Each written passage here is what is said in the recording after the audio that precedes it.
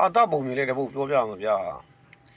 ဒီဘောစီမတယောက်ကဗျာသူ့ရဲ့အဲ့45နှစ်ပြည့်မွေးနေမှာပေါ့ဗျာအလှဖြစ်စံတွားပြီးတော့မျက်နှာပေါ်ကဒီအရေးအကြောင်းတွေကိုဖေရှားပစ်လိုက်တယ်ဗျာပတ်စံတော့တော်တော်ကုန်သွားတာပေါ့ဗျာဒါပေမဲ့သူမြင်လိုက်ရတဲ့သူ့ရဲ့မျက်နှာလေးနုပြိုနေတဲ့မျက်နှာလေးကိုတွေ့တော့သူကျေနပ်ပြီးတော့ပြုံးသွားတာပေါ့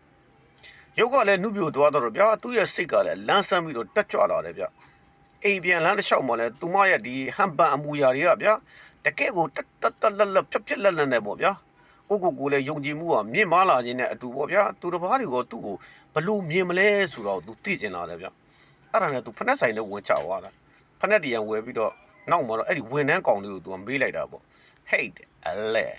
မမခုလောက်ပြီးလို့ရမလားလဲစိတ်မဆိုးရဘူးစိတ်မဆိုးဘူးထင်တယ်နော်မမအသက်ဘယ်လောက်ရှိပြီလဲအကောင်လေးကပြောလိုက်တယ်32လောက်တော့ရှိမှထင်တယ်မမအိုးတဲ့မဟုတ်ဘူးမောင်လေးရဲ့ဘာပဲဖြစ်ဖြစ်တဲ့ကျေးဇူးနော်တဲ့ပြီးတော့ तू ကမွဆိုဆိုင်ထဲကနေထွက်သွားပါဒီတော့ဗျာသူမဗျာပီတိတွေနဲ့အတူပေါ့ဗျာတိန်နေစီးနေလို့ပဲ तू ကစီးမျောခံစားနေရတာနောက်တော့ဗျာ तू က KFC ဆိုင်ထဲကို तू ဝင်သွားလိုက်တာကောင်သားမှဒီကောင်မလေးကို तू အသက်ကို तू ကခတ်မှန်ခံလိုက်တာပေါ့ဗျာ तू ကကောင်မလေးကပြောတယ်ဗျာ30တော့ရှိမှထင်တယ်မမဟာမဟုတ်ဘူးညီမလေးရဲ့မမဒီနေ့ပဲတဲ့အသက်45နဲ့တိတိပြည့်တာပဲအိုးတဲ့မယုံနေကြပဲနော်မမကျေးဇူးပါညီမလေးတဲ့ KFC ဆိုင်နေရတယ် तू ကထွက်သွားပါဒီတော့ဗျာအဘောစီမစဉ်းစားနာအသက်ရွယ်ဘောင်းဆောင်ကလူတွေကို तू နှုတ်ပြခြင်းကိုဘယ်လိုဖြစ်မလဲဆိုတော့ तू သိကျင်လာတယ်ဗျာအဲ့ဒီနေ့မှာပဲ तू ကလိုင်းကားစီးမယ်လို့ဆုံးဖြတ်လိုက်တယ်ဗျာဆုံးဖြတ်ပြီးတော့ပထမဆုံးကားတစ်စီးပေါ်ကို तू တက်ပြီးတော့လိုက်သွားတာဘေးနားမှာရက်နေတဲ့အဖိုးကြီးကိုပဲ तू မေးလိုက်တာပေါ့ဒီမေးခွန်းကိုပဲ तू မေးတာဗျာ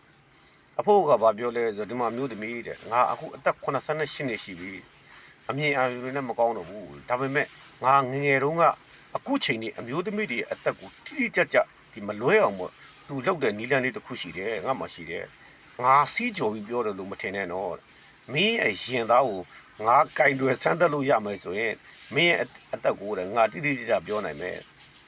ဘောစီမဗျခဏတော့သူတိတ်ဆိတ်သွားတာပေါ့ဗျာ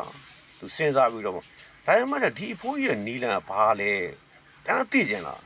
တဲ့အတွက်ကြောင့်သူကမိမတွေပဲသိတယ်မဟုတ်လားမိမပြီးပြီးသိချင်စိတ်ကပြင်းထန်လာတာပေါ့ဗျာအဲ့တော့သူသဘောတူလိုက်တယ်ဗျာသဘောတူကောင်းနေပြီးတော့သူကနည်းနည်းလေးကွယ်ပြီးတော့သူ့ရဲ့ဒီ block အင်ကြီးလေးကိုတားလေးချုပ်ပြီးဟာပြီးလိုက်တာပေါ့ဗျာအဲ့တော့အဖိုးကလည်းဗျအဲ့ဒီမမရဲ့ရင်သားကိုသူကဘက်ကိုစုပ်ကားပြီးတော့ပုတ်တက်နေတာပေါ့ဗျာအချိန်နည်းနည်းကြာလာတဲ့အချိန်ကြတော့ဗျအမျိုးသမီးကသူစိတ်မရှိတဲ့အနေသားနဲ့အဖိုးကြီးတဲ့ဘလို့လဲတဲ့ကျမအသက်ဘယ်လောက်ရှိပြီလဲလို့မိလိုက်တော့အဖိုးကဗျာဖွားလေးတစ်ချက်ဗျာစုံနေလိုက်ပြီးတော့သူကလက်ကိုပြန်ထုတ်လိုက်တယ်ဗျသူကပိုင်နိုင်ပဲပြောလိုက်တယ်ဗျမင်းရဲ့အသက်ကဒီနေ့45နဲ့ပြည့်တယ်။အိုးဟာမယုံနိုင်စရာပါပဲလား။ဘာဖြစ်လို့လဲကျမရဲ့အသက်ကိုတိတိကျကျပြောနိုင်တာလေ။ကျမရင်သားနဲ့ဘလို့ပတ်သက်နေလို့လဲတဲ့။အဲ့ဒီမျိုးသမီးကမေးလိုက်တော့မျက်လုံးကြီးပြူးတော့ဗောဗျာ။အဲ့တော့တခါတည်းအဖိုးကပြောတယ်တီတီငင်ငင်နဲ့ပဲဗျ။ဘာကြောင့်လဲဆိုတော့တဲ့ငါဖြေလိုက်ရင်မင်းစိတ်ဆိုးမဆိုးဘူးလို့ငါ့ကိုဂတိပေးနိုင်မလား။ပေးနိုင်တယ်ပြောတယ်ဘာကြောင့်လဲပြောတယ်။ KFC ဆိုင်မှာတော့ငါတဲ့မင်းနောက်မှာတန်းစီကငါကွာတဲ့ခံလိုက်ရတယ်မျိုး